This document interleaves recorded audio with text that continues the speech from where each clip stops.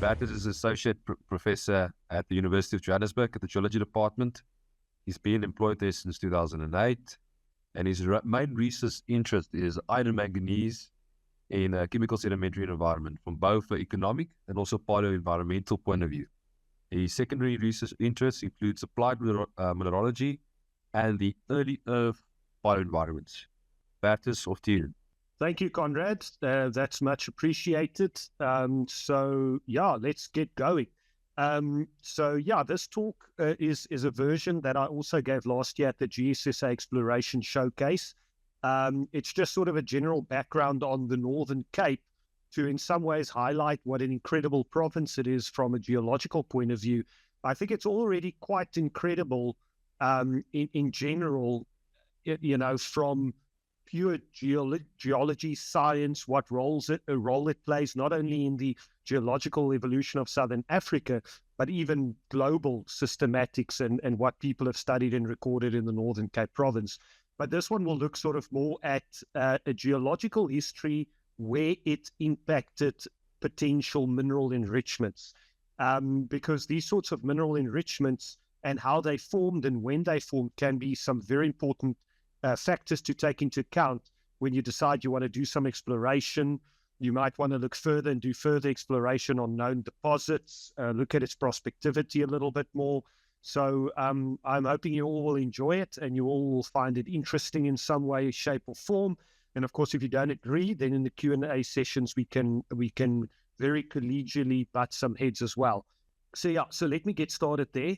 And so basically the Northern Cape province, a very special place. I always enjoy going there. I was literally there until Tuesday, spending time in areas like Kimberley, Douglas and Kuruman, looking at a wide variety of things like carbonates and glacial pavements. So any excuse I get to go over there and look at the geology or share its scientific wealth with overseas visitors, I'm always happy to do that. So it's the largest province by surface area, but by population, it's the least populated, I think definitely by density and also by numbers. And it mostly has a semi-arid climate.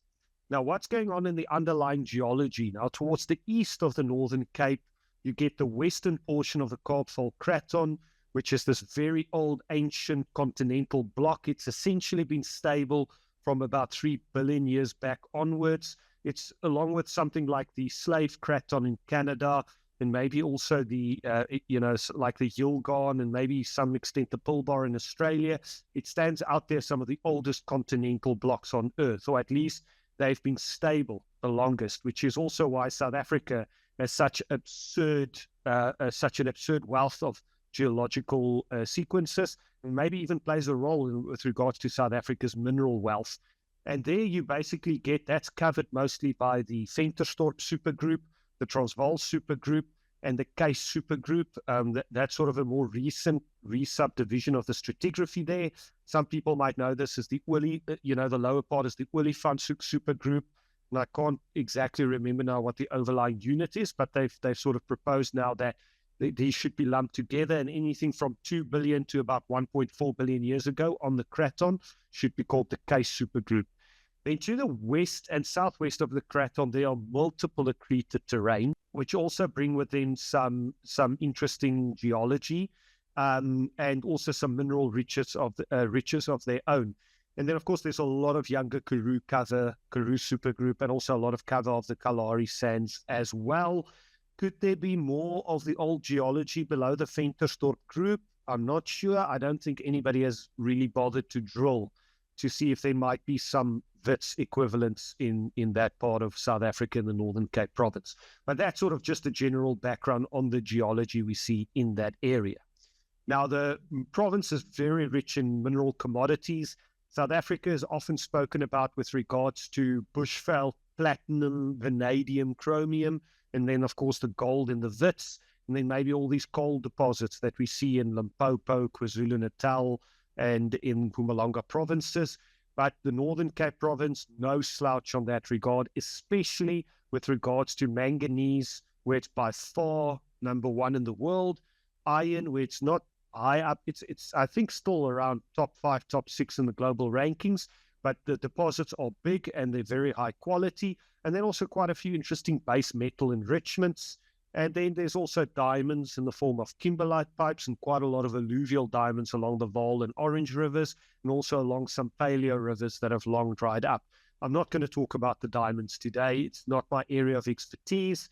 And I also decided way back when I was an honors student, by the time I got X-rayed the third time doing one visit at Cullinan Mine, I also decided I won't go into diamonds because, I'm not a big fan of being X-rayed all the time.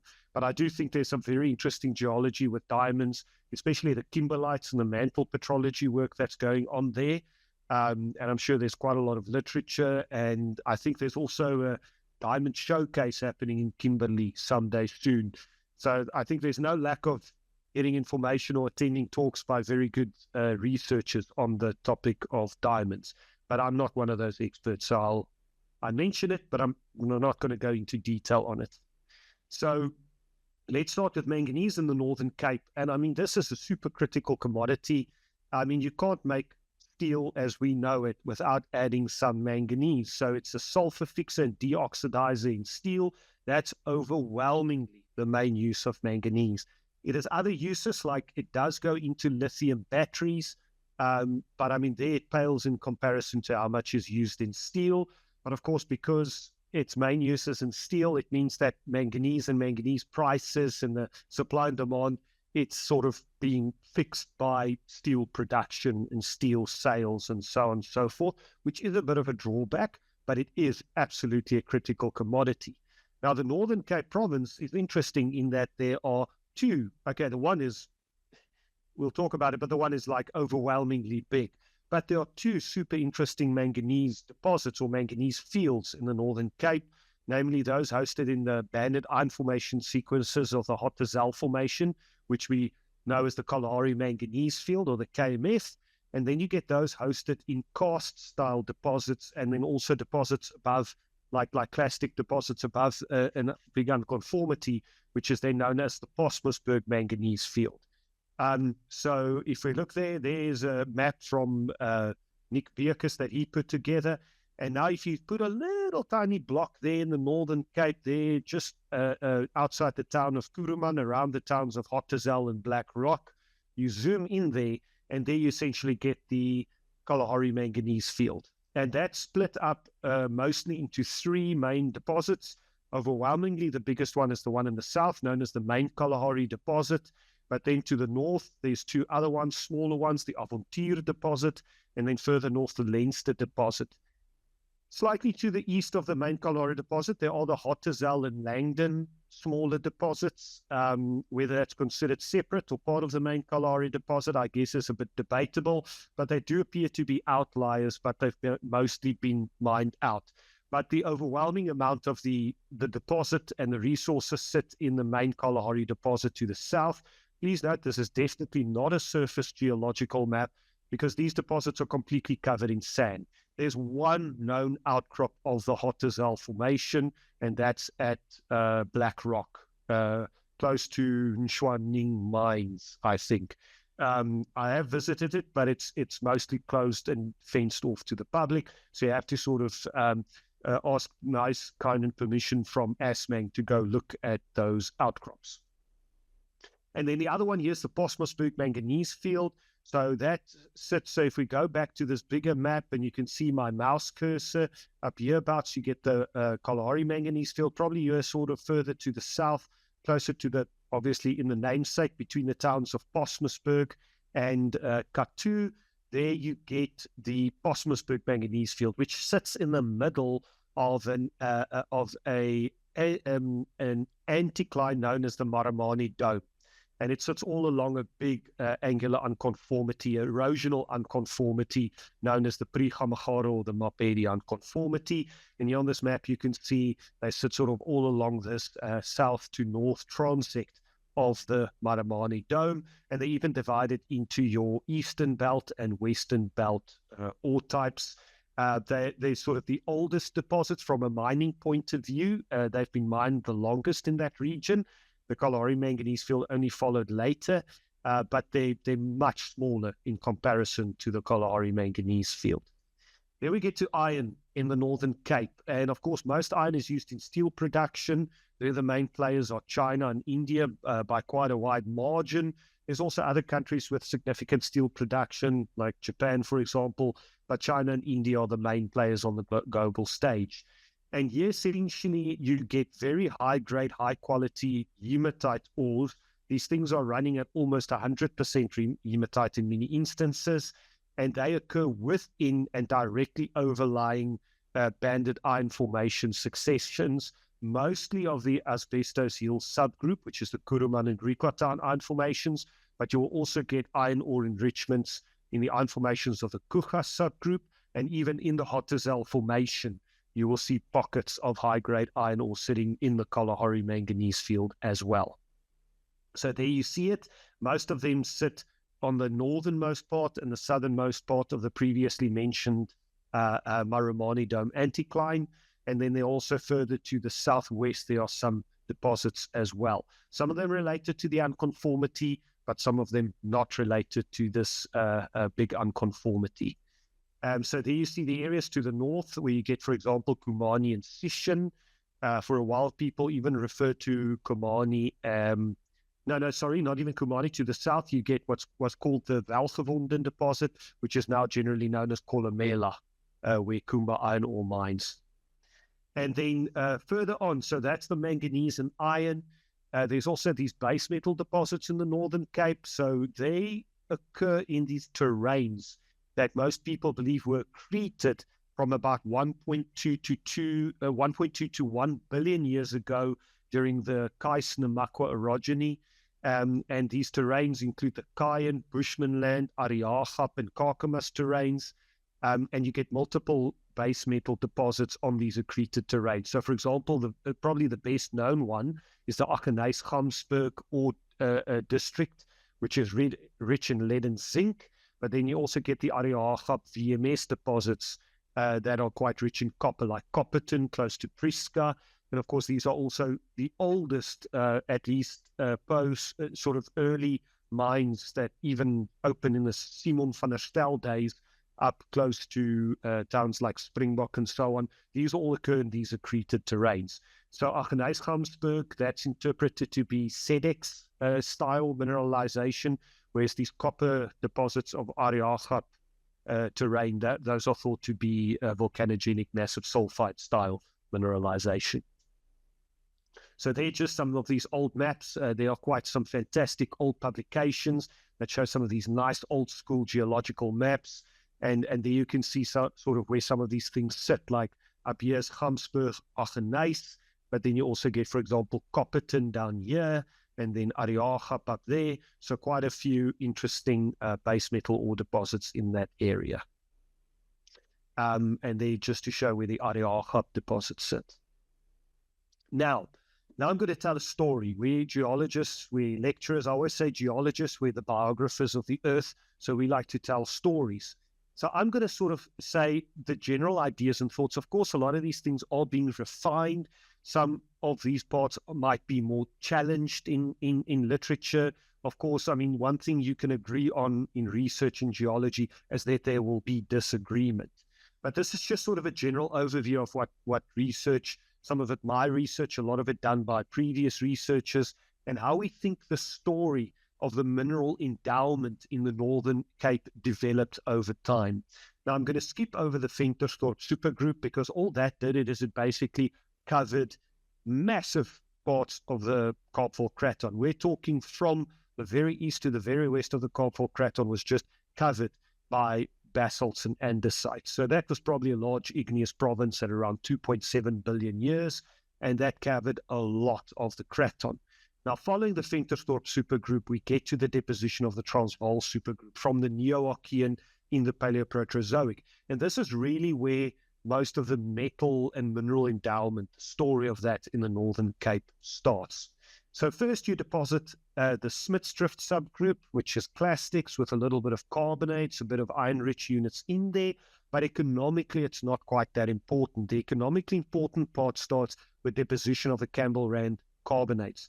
Now, these carbonates are being quarried in a lot of places, like, for example, Lime Acres and Daniel's Kale. So in itself, the carbonates, especially where you get very clean, pure limestone, is economically exploited. But it also acts as the host rock for a lot of the Postmasburg manganese field. So we have to discuss that deposition, and that happens at the very end of the Archean, the Neo-Archean, and sort of terminates at the end of the Archean going into the Paleoproterozoic.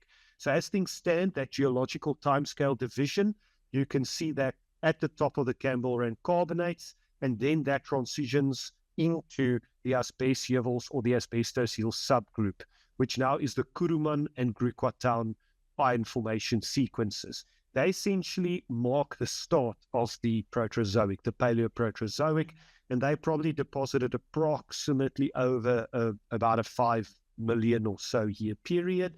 We've got pretty good age constraints thanks to tuff layers sitting in both the Campbell Rand carbonates and within the Kuruman Griquatown iron formations. In themselves, as they were deposited and as they occur still fairly pristine iron formations, they're not really economically useful.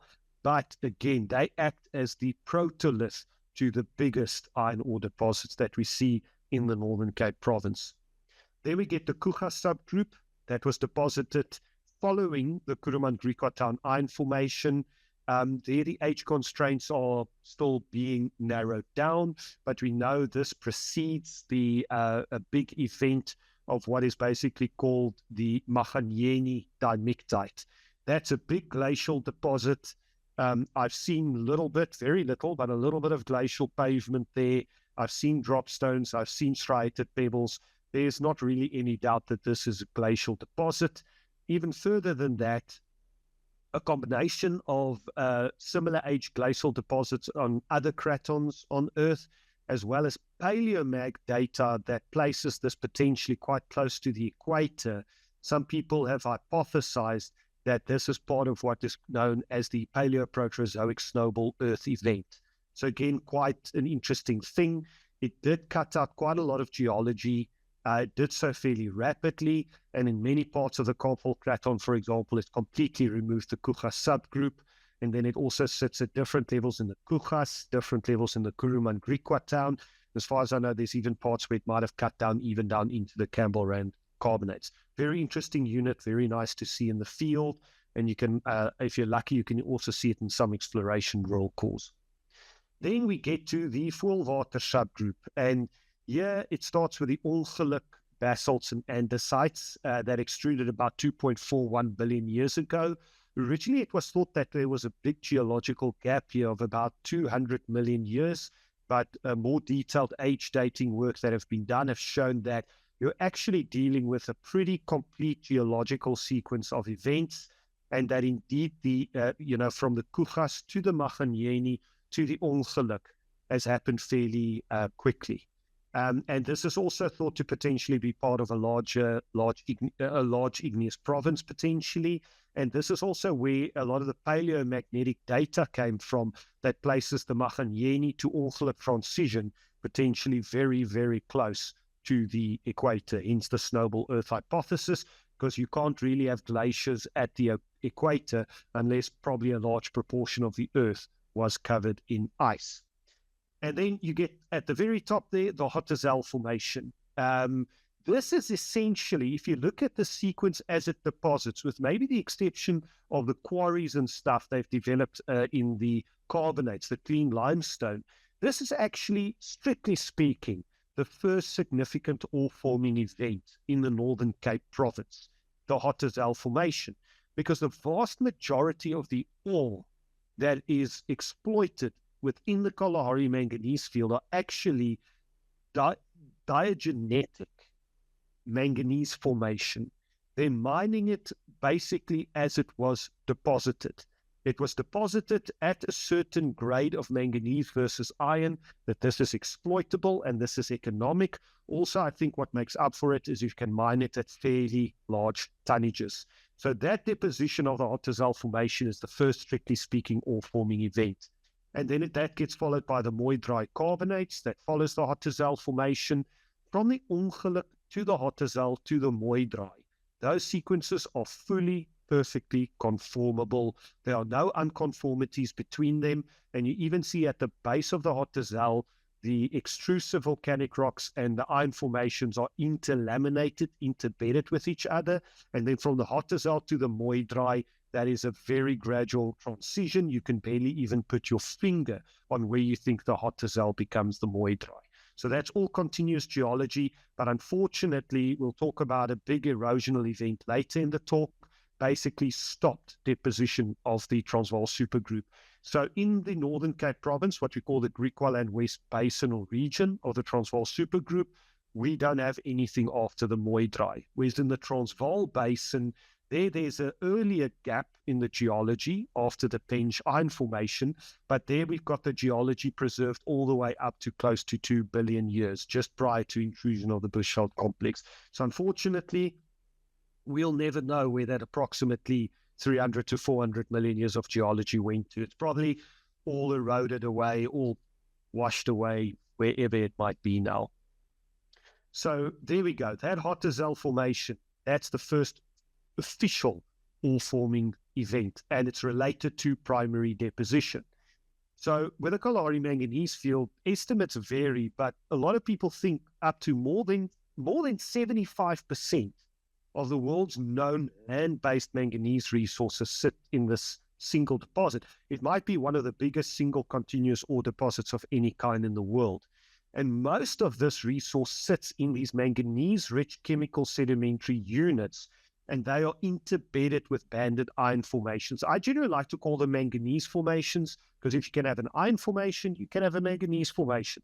They essentially don't form exactly the same, but their chemical precipitates out of an ancient seawater column or ocean column. And if you zoom in there, again, you see the deposit there to the north of the Maramani Dome and sort of to the north of the Transvaal supergroup in the Griqualand West region. And here's a stratigraphic column showing that. You can very clearly see a clear cyclicity, and almost everywhere you look at the Hotazel Formation across the entire Kalahari manganese field, with the exception of maybe there's been structural faulting and so on, you see a berth going into a manganese field, a manganese unit or bed, back into a berth, back into a manganese field, a bed, back into a berth, back into a manganese field, manganese bed, and back into a banded iron formation again, and then transitions into the carbonates. Only thing that varies is the individual thicknesses of these beds. There's some parts where the lower manganese bed is much thicker, other parts it's much thinner, but the bulk of the resource sits in this lower manganese bed. The upper manganese bed can potentially be exploited in places where it's well developed and it's not been cut out by erosion, either by the pre-Gamgara unconformity or the Dwaika unconformity or even the Kalahari unconformity. This middle manganese bed, in some areas it's very poorly developed, and sometimes it's almost absent. It's just there as sort of a hematite, lutite. It depends on where you look at it. But the overall thickness of the sequence is remarkably constant across the Kalahari manganese field. It's just these interbedded parts that vary in thickness depending on where you go. And as I said, as these lower beds occur, and I mean the only thing that have happened to them since deposition, basically diagenesis, that forms the bulk of the resource of the manganese ore in the Kalahari manganese field. And here's a little picture I took from the southern Kalahari manganese field, and it shows sort of what you typically see. So you've got the bottom of the hole, the top of the hole, that's the lowermost banded iron formation. Clearly you see the banding there. It transitions into a red to brick red, and if I get the colors wrong, I'm colorblind, I apologize, but it has this hematite lutite that then transitions into sort of the thickest manganese bed, which is this lower bed, which is the main resource. It then goes back into hematite, lutite, and back into banded iron formation. You see this repeat 2 more times upwards in the Hotazel Formation. And then basically, if you look at it here, this is a sort of east to north transect of that region. But what you see is that the shallowest part of this deposit sits towards the east. You'll see this little black line running there, sort of along strike. That is where you can easily open pit mine the lower manganese bed of the Hotazel Formation. But then it sort of starts dipping towards the west. So it starts getting quite deep. So towards this region, you would probably have to look at underground exploitation. There is a standard for this, as there are some mines here towards the central and north where both low-grade and high-grade manganese ore are being mined through underground development. So it is absolutely doable, depending on the logistics and the economics of doing it. So essentially what people are doing at the moment when they're mining the Kalahari manganese field, and we know the rest is there, it's been intersected in multiple exploration holes, is that there's literally scratching the surface of this deposit. That is as things stand now. And already just scratching the surface, this makes South Africa by far the #1 manganese ore producer in the world. It's percentage-wise even lower than the percentage of the global resource sitting in South Africa. So there's probably still a lot of room for development there. And so essentially, if you look at it there, you see this line of mines sitting, and you can see on the satellite image, these black pits, because the minute you expose these manganese ore to oxygen in the surface, it gets this black surface coating very quickly. And you can see most of these mines are open pit, sitting all along this line of this deposit. But towards the west, all of this continues with depth. So it could still technically be mined, depending on whether you want to deepen the pit or further to the west, you want to go underground.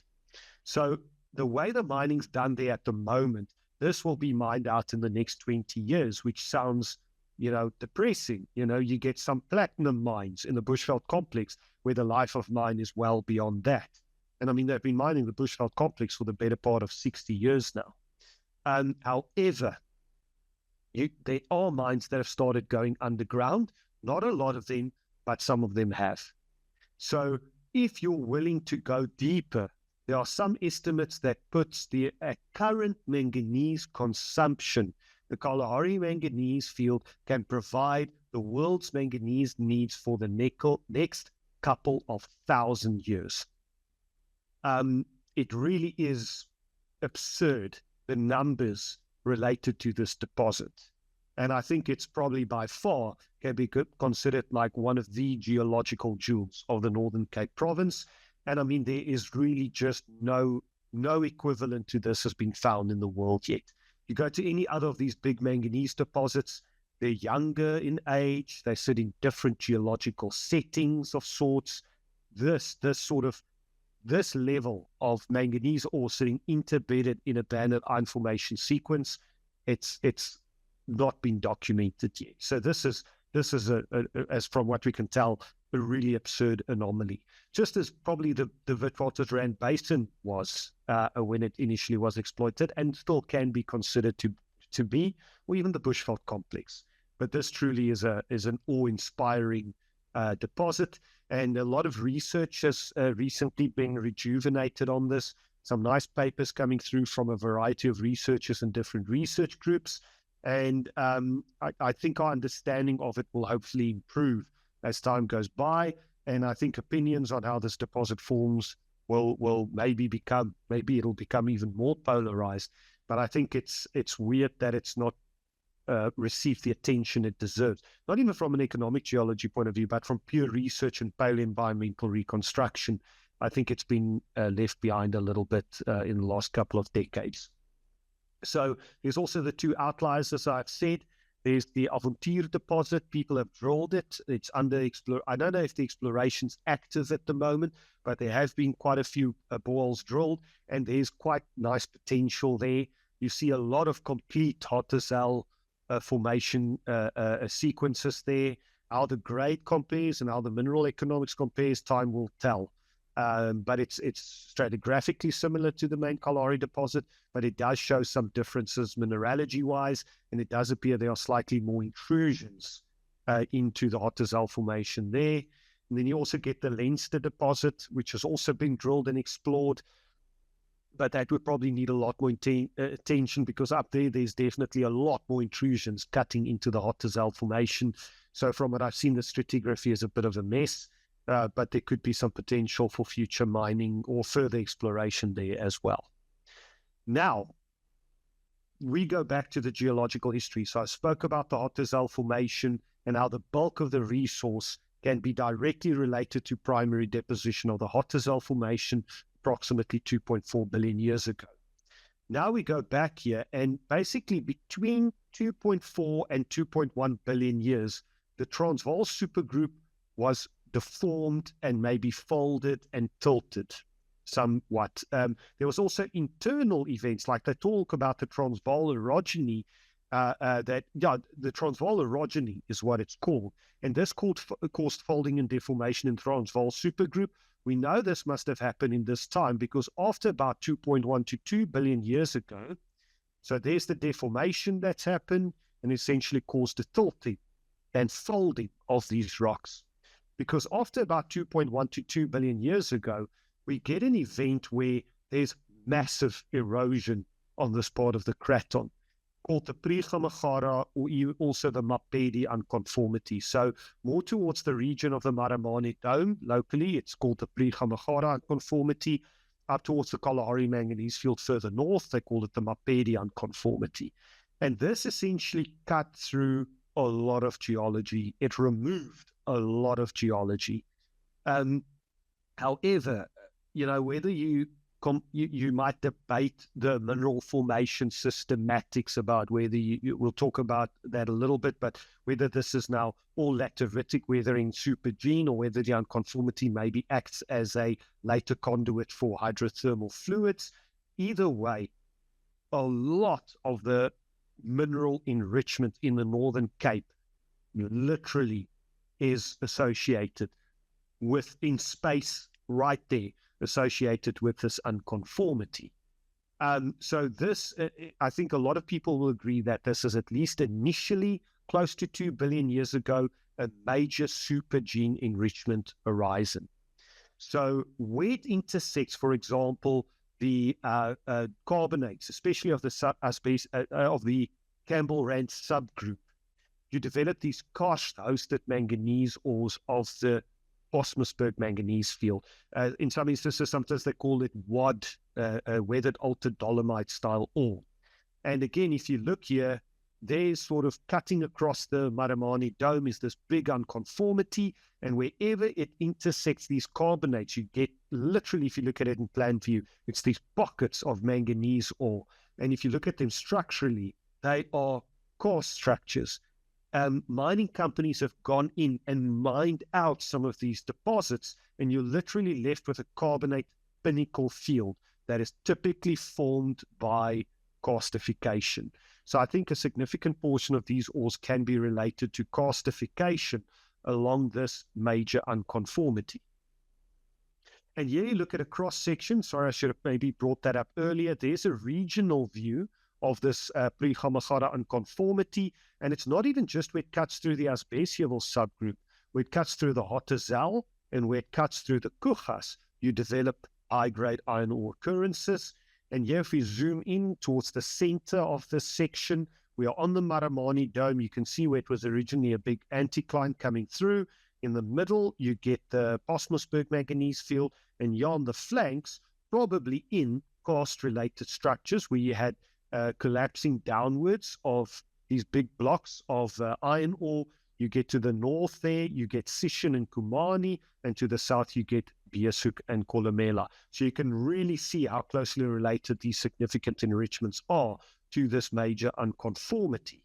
So where it intersects banded iron formation, you get high-grade, BIF-hosted hematite ore. The only variation is how thick is the package. But I mean, I've even looked at it in these core yards in the Kalahari manganese field. You always get some level of upgrading below this unconformity. And of course, what makes it hard to put your finger on the unconformity, there appears to be either maybe hydrothermal enrichment or even plastically reworked high-grade ore sitting directly above it as well, which can form a significant resource. For example, at Beeshoek, the bulk of the iron ore there is the reworked plastic ore that sits above the unconformity. So if we go in there and we have a look, here's succession, that's where we get these big world-class iron ore deposits. Here's a cross-section. So generally, easily, if you put it that way, general rule of thumb, is you will get these high-grade iron ores, and if the high-grade ores are sitting above oxidized iron formation, most people think that you formed it top down, and the best way to explain this is lateritic weathering or supergene enrichment. So there you see the high-grade ore is this black, and you can see at scission, it's sitting above the red, which is the high-grade ore. The purple is this reworked clastic ore, and you can see at Beersuk, most of that, you get this clastic ore sitting almost directly on top of this breccia. That's another thing, what they say for supergene weathering and castification, is between the carbonates and the iron ore, you get this chert breccia. That is likely a product of the dissolution of the carbonates. The carbonates dissolve, the chert doesn't, and you collapse it down, and the chert remains as this breccia. And there's Leeuwfontein, which is one of the pits at Kolomela, which also shows this very similar thing. Some people think some of these structures might not be karst structures, but rather grabens. I think they're karst. I mostly think they're karst structures, but even if they are grabens, either way, this down-falling effect might be also a reason why they're so well preserved, because it could be that displacing them downwards protected them from a lot of the erosion that happened during the pre-Gamagara unconformities development. So here's a picture from one of these pits at Kolomela, and you can very clearly see you've got high-grade ore that's got that dark color going into oxidized BIF. The ore's above the BIF, so we generally think that means a significant part of this ore was formed by very old 2 billion year old supergene weathering. And also, if you look at scission, here's a 3D model of scission. And I don't know about you, but that really looks like a karst structure to me. Thanks to, I think, Conrad, you got this from Kumba, and then Conrad gave it to me. You'll see, I'll let you, there's a couple of pictures here that I got from Conrad. So thanks for that. And here's sort of a simplified model of how we think these things form, is you have the deposition of the carbonates and the iron formations, and then you essentially already have some karstification. You've got some collapse into the karst. This is probably happening before the unconformity, during and after the unconformity. And then you essentially have this unconformity and a lateritic weathering profile developing, and a combination of switching from low to high pH fluids means that you can really dissolve and remove the silica, which is actually the thing diluting iron formations, that it's not all great. You leach that out and you leave a residual product of almost 100% hematite. And of course, these fluids also have to be quite oxidizing. And then where these iron ores, these more primary iron ores, collapse down into these karst structures, is a depression and a little basin. And with the erosional event, you're eroding high-grade ore on the flanks down into these basins, and you essentially create an horizon of clastic or conglomeratic ores on top of your massive and laminated ores that occur sort of more within the BIF package. And that's sort of the general simplified thought. It is probably a bit more complicated like that, and there is a possibility of some later overprints, but this is sort of some of the earlier ideas of how people think these scission-type deposits formed, and I still think there's very strong evidence for this being a significant process. Then you go further, you look at a place like, for example, Rooinekke further to the south. This is a picture Conrad took at the Rooinekke iron ore deposit that sits closer to Griqua town further south, and there you can see very similar stratigraphy to what we see at scission.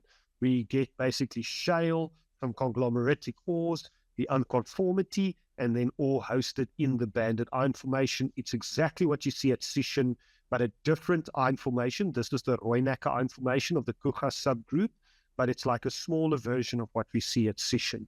So there's the angular unconformity sitting there with ores above and below it. Then here we go to the Kalahari manganese field, and here's a little cross-section of the pre-Gamagara unconformity, and here I hold in my hand a draw core out of the Hotazel formation, and you see very high-grade, high-quality hematite iron ore, but here it's developed in the banded iron formation of the Hotazel formation, much smaller and thinner in occurrence than what we get at scission. So we really think the fact that the BIF was sitting directly on carbonate played a big role in making those bigger and more world-class deposits. And in some instances, you can also see here, you get the unconformity and you get little pockets of this conglomeratic ore sitting above the unconformity as well. So again, similar to what you see at scission, but smaller scale, in a different host banded iron formation. And this is all the same on conformity. Now, that's the pre-Khamagara on conformity. Probably about 2 billion years ago that happened. Now we get into a period of history that people call the boring billion. This is mostly a name that geochemists came up with because they're saying the great oxidation event happened. And then for about almost 1 billion years, no major environmental events that's really strongly recorded in the geological record happened. Life evolution seemed to have been quite stagnant. And only here, maybe about 1 billion years ago, you start seeing the first eukaryotes. Although when first eukaryotes, which is multiple-celled organisms, evolved, people debate that. But usually they call it the boring billion. Now, in the Northern Cape, this period is dominated by deposition of the case supergroup. Or if you go to older subdivisions, the Olifantshoek supergroup, followed by younger units like the Wortel group and things like that. No, not the Wortel. Sorry, that's the wrong one. Can't remember the exact stratigraphy. But these rocks being deposited from about 2 billion years up to about 1.4, 1.2 billion years ago. There has been, prior to around 2 billion years, there's a very strong fundamental shift in Earth's surface systems, because this period is also mostly marked by no deposition of banded iron formations. So the fact that no iron and apparently no manganese was deposited also means that these rocks are generally not really marked by significant ore deposits, just probably because you don't have the right protoliths happening during the deposition of the case supergroup. Now you get to the Kais-Namakwa orogeny. So it's thought to have been first compressional going into transverse. You see the same thing in KwaZulu-Natal with the Natal. A lot of people talk about the Namakwa-Natal belt, which runs all the way from the west to the southwest, all the way to the east of the Kaapveld-Kraton, where a lot of terrains were being accreted. But here we will focus on the Northern Cape Province, is where these terrains like the Kayan, Bushmanland, Ariaga, Kakamas, these terrains were accreted onto the western margin of the Kaapveld-Kraton. And it does not seem that the base metal, or I haven't seen anything that conclusively or makes a link between this continental accretion and the formation of these base metal deposits. It's likely that a lot of this base metal mineralization happened on these continental fragments prior to the accretion. So this is where orogeny decided, hey, so Northern Cape Province, you think you've got enough mineral endowment? Yeah, we'll latch on a little bit more for you. So some interesting deposits there. So some of the biggest one sit here in the Aggeneys-Gamsberg ore district. Now, most of these deposits have been previously mined or being actively mined, and a lot of them are old mines that have been closed down, but there's been renewed exploration interest. There's been quite a bit of an exploration movement on this around Prieska and even around Springbok and those areas. Where that stands, I'm not sure, but different exploration and mining companies have been involved there. Now, one, for example, an exception is the big syncline deposit, which sits on the larger Aggeneys-Gamsberg ore district area. So there's Aggeneys, the town, that's Black Mountain, there's Gamsberg, and somewhere around here you get big syncline. This has been drilled, field mapping's been done. There is a significant zinc-lead minor copper resource, but to what extent it can be mined or will be mined in the future is still open. But as far as I know, Vedanta has done some work. What work they're doing at the moment there, I'm not sure. It's quite a nice area to go to as well, because it's not been mined. You also see some classic features that you would see if you're doing early exploration for sulfide base metal deposits, where you can literally see like a little gossan in the outcrop of gossan being an oxidized cap, where the sulfides have been oxidized and some of the metals have maybe been moved by lateritic weathering or superficial weathering, and you're left behind with this oxidized cap. And quite often in there, you can see the little skeletal voids of where the sulfides have been leached out. So quite a nice area to look around in. But I think to go around there, you do need permission from Vedanta. But it's sort of one of those things, go look at it before they maybe put a big pit in there. Because it sort of takes you back of what it must have been like during early exploration for these styles of deposits. So now, except for these western terrains with base metal deposits being accreted, it's highly likely that some ore upgrades can also be linked to this Kais-Namakwa orogeny. So, for example, in the Kalahari manganese field, there's a portion of high-grade manganese ore. It's volumetrically not as much as the low-grade, what we call Mamatuan ore, which is the primary chemical sedimentary rock, or the diagenetic one. It's a decent upgrade along faults that are thought to be hydrothermal. The fluids are hydrothermal in origin, and age dating work has linked it to approximately 1 billion years ago, which is very close in age to this Kaisner-Makwa orogeny. So it could be this created some fluids that moved through the Transvaal supergroup strata on this western margin of the Kaapvaal Craton, leading to further ore upgrades. Other than that, there's quite a lot of thrust faulting related to this event, like the Black Ridge thrust fault, which led to the duplication of strata. So, I mean, if you think your ore deposit is nice because you've got a unit once, you might have it double resources, but at depth, thanks to this duplication of the strata.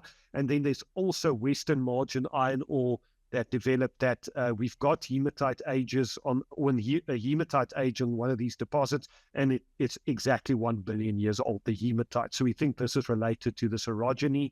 And it could also be that these pre-Gamagara related ores could have undergone some further upgrade, although pulling this apart can be quite difficult because, I mean, when you get a massive upgrade of an ore deposit, it also means it tends to completely mess up your geochemical signatures and your mineralogy as well. So it can be quite hard to pull these things apart. So looking for sort of at the Kalahari manganese field, it's the vessels event where you get these high-grade ores to the north, for example, at mines like in Shwaning and Vessels. And if you look at a little cross-section from east to west, now here to the east, you get not as much structural disturbance, but to the west, you see multiple duplication of strata due to the Black Ridge thrust. If you sort of zoom, if you look at that firstly, this is sort of your low-grade 2.4 billion-year-old Mamatuan ore, and thanks to this Vessels event, it's been upgraded to this approximately 1 billion-year-old Vessels type ore. We think it might be related to these the Kaisner-Makwa orogeny. So you can see it takes you from 38% manganese to 60% manganese. The only drawback is your iron content also goes up. So it doesn't necessarily make it out and out the better ore types of the two. It depends on the client, how they're going to use it, and what sort of processing techniques they apply. And then here's a little field, old picture from 1987, where they trace a little line showing this Black Ridge thrust fault that led to duplication of strata. And also what it caused is it initially meant that people sort of mapped some of the stuff, or when they logged core, they logged it wrong because they mapped in a repeat dimictite and lava in the area that they considered younger than the Gamagara and Case supergroup rocks. But all it was the Transvaal, the Manganes and the Ongeluk that got thrusted and duplicated above the geology that hosts these high-grade iron ores. So there you see that Black Ridge thrust running through. And if you zoom in, like, for example, at places like Black Rock and so on, we say so nice you could potentially mine it twice. So in single boreholes that have been drilled, you see duplication of the Hotazel strata. So you've got an upper and a lower ore resource potentially. It all depends on how deep you're willing to develop and mine these sections. And then here's an interesting one, what's called the Boven Sequoia deposit. And this one sits right close to the western margin of the Kaapvaal Craton. Super interesting deposit. And you can see there, heavily deformed and folded. Actually, the deposit is overturned. So when you go there, if you're in the field, it looks like the Campbell Rand carbonates is sitting above the Kuruman iron formation hosted ores, but it's actually been overturned because of significant deformation, likely related to this Kaisner-Makwa orogeny. Very interesting, beautiful field site, very interesting things to see there. And also we dated some hematite there, and it gave an exact age of 1 billion years. And then people think maybe some further upgrade of the or the pre-Gamagara associated ores, because these are this diagram here gives a compilation of hematite ages across the region. And there are some places where these hematite ages do push and get as old as the pre-Gamagara unconformity. It looks like there seems to be some reset that could be related maybe to burial overprint, but then you do get quite a lot of these ages from 1.2 to 1 billion years.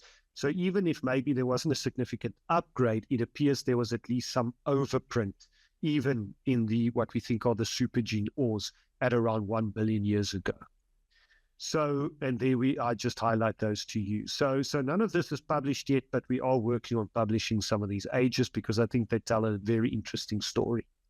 So some concluding remarks. I've spoken a bit long. I never know how long you guys want me to speak, but anyway. So when it comes to what should sort of be the primary exploration focus, of course, any significant exploration, I think, should begin with mapping and understanding the surface and immediate subsurface geology. And then, of course, you can have primary ore, like we see in the Kalahari manganese field, but you also need to look at where you get the right protolith for upgraded ore. So you need to look, for example, if you're looking for iron ore, you need to see where the banded iron formations are. If you want cast-hosted manganese ore, you need to see where the carbonates occur. But then also, the pre-Kamagara unconformity, I think, is super important. It occurs over a big area, and where that intersects carbonates or iron formation, or probably even some manganese ores, you get quite significant upgrades. And a lot of it's not even an upgrade. The ore deposit wouldn't exist without the unconformity. I mean, and where this unconformity, for example, intersects dolerites, and you do the geochemistry, you see exactly what you would expect of a lateritic weathering profile. So there's no doubt that lateritic weathering happened along this unconformity, and it's highly likely that this lateritic weathering caused a lot of ore upgrade, but it could also has acted as a channel or horizon along which further hydrothermal fluid activation happened. So it is already known, and who knows where else in other parts where this unconformity occurs, where quite decent mineral riches can be encountered. And then, of course, structures related to the Kaisner macroorogeny could also have potential. So sort of on the western margin and slightly off Craton deposits could be affected by this. And also, I also think this Black Ridge Thrust and some other structures, not even the pre-Kamagara unconformity, but structures formed by the Kaisner macroorogeny could also be some exploration vectors going forward in the future. So that's the end of my talk. Sorry, I talked quite a bit longer than I think maybe it should have been more like 40, 45 minutes. But that's my story. I always enjoy telling these stories, so I think I get a bit overexcited. But I just want to acknowledge my funding sources, the people who give me money so I can do my research. I also had some names on some of the photos, so thank you for the people who provided those. And I can give it over for any questions or comments that there might be from the online audience. Thanks, everybody. Was it Bertus, Conrad? Yeah? Thanks. Yes, Conrad. Informative talk and great general overview of the economic deposits in the Northern Cape. My question, just what is Hell Formation? Does it have any tuffs that's been dated? No, people have identified what they think are tuff beds in there, but they have not yet been able to successfully extract zircons from that. So there could be some reasons. Firstly, some tuff beds, it can be very hard. You might need to look for badleite, which is a notoriously difficult mineral to separate and find. But it might just be that people need to maybe try some more, try some harder, but they have not been able to successfully date any tuff beds within the Hotazel. It could also be that the nature of the volcanic ash or eruption just did not contain a lot of zircons in it for whatever reason, maybe related to the composition of those volcanic eruptions. However, I think the age that has been published from the Ongeluk is holding up quite well, and there's unpublished data from dolerites that cut the base of the Hotazel in the Avontuur deposit, and those dolerites have been dated at 2.41. So I do think the Hotazel is probably a bit older than 2.41. So we've got a good idea on the depositional age. The Moidrai has a whole rock lead age. It's not as good as it could be. A whole rock lead ages do have some shortcomings, but there is one at about 2.39. And I think for the time being, people think that one's okay because it at least makes sense under the latest age dating. But so short answer to your question, no. Long answer, it's not the end of the world that they've not yet been able to do that. Thanks, Bertus. Thanks, everybody. You must all have a good evening, and thank you to those who joined the talk. I really appreciate it.